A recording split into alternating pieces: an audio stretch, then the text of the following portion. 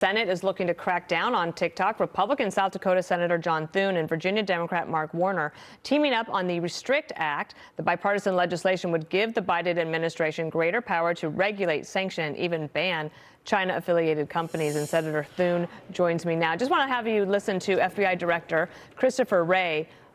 Yesterday he was on Capitol Hill testifying about the threat that TikTok has against America's national security. Listen here.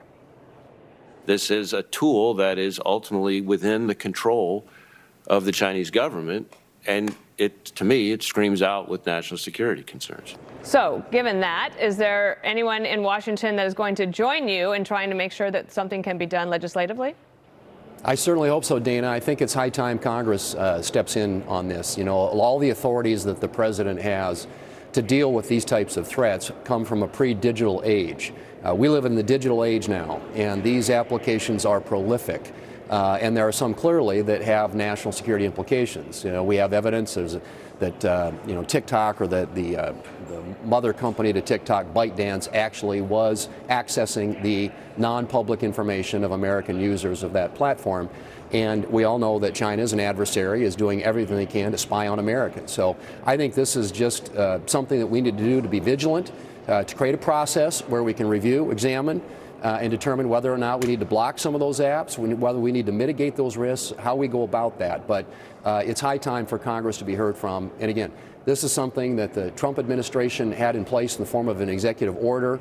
We are codifying it and creating a process whereby you can do this in a rules-based, not one single application only, but on a broader way. Look at technologies, look at social media apps, and evaluate them and determine whether or not they're a national security risk. What is a hypothetical scenario that you could share that would explain to people that the national security is actually at risk?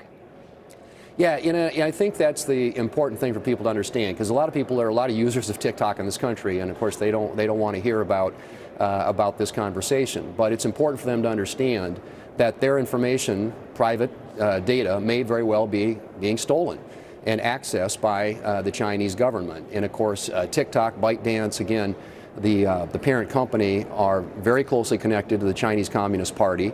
And I think it's important for us to take all steps we can to mitigate the risk to America's national security interest and to prevent the Chinese from spying on Americans. And so I think it's important for Americans to understand that yes, some of these apps, they're fun and they create a connectivity out there, but they need to be safe, and they need to be free from the types of national security risks that we think some of these apps, particularly those that are hosted in China, pose to America's national security. But beyond national security, there's also concern that we've been hearing about, and I think it's increasing as more adults are realizing what's happening to children who are on TikTok. This is from the New York Post yesterday. It was called Sick Talk. It was a reporter who said how social media drowns young boys in guns, sex, and misogyny. So this reporter got on TikTok, pretended she was a 14-year-old boy, and then was shocked by all the things that were coming at her that were basically kind of destructive, I would say, to a 14-year-old boy's mind. There is a national security risk in that as well, but in terms of values and the care of our young people, because China cares about its young people. They only allow kids over 14 to be on it all the time, or it might have some limits. But if you're under 14, it's 40 minutes a day, it's wholesome content, a lot of propaganda, but we don't do that here in this country. Do you see that as a national security threat as well? Well, it is. And China bans American social media apps like Facebook and Twitter. Yeah, so they have rules in place. We don't have that here. We have a free country. We have a free market economy when it comes to information and ideas.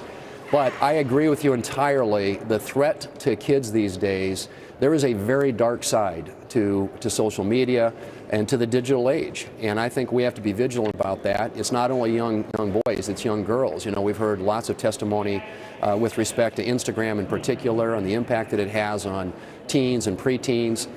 Just a lot of social problems created with this, Dana. And I think that, you know, what we address here, of course, is the national security implication.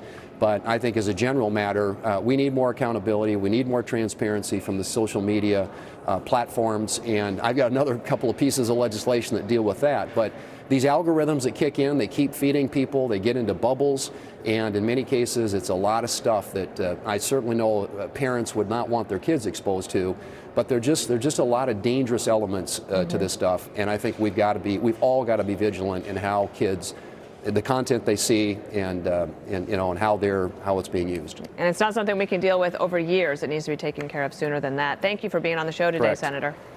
Thanks, Dana. Good to be with you.